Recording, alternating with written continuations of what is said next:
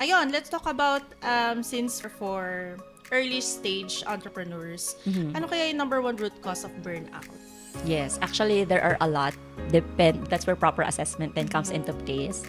So during the lifestyle assessment, nakikita natin yan. Number one would be chronic stress paired with poor recovery habits. Yes. Sige, I wanna know So, more about chronic that. stress, ibig sabihin, alam mo yon, let's say, araw-araw kang puyat straight for 1 week and then sasabihin mo na babawiin mo siya dun sa second week.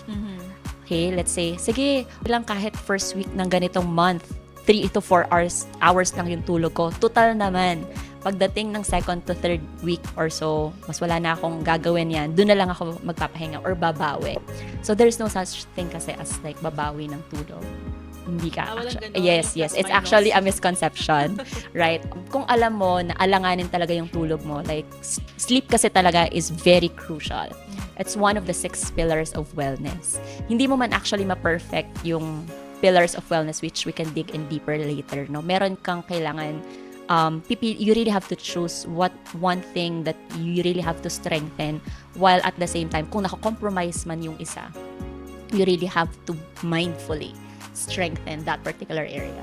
So, yun, number 1 is sleep. Kapag kulang yung sleep mo, ang daming nadadamay. One of which is your immune system, right? Pag less than 6 hours sleep, that's 1, immune system. Number 2 is yung hormones mo related to hunger, which is the leptin and ghrelin. Hindi proper talaga yung communication nila. Puyat sila. Yes. Oo, medyo parang hindi sila nakapag-rest ng maayos.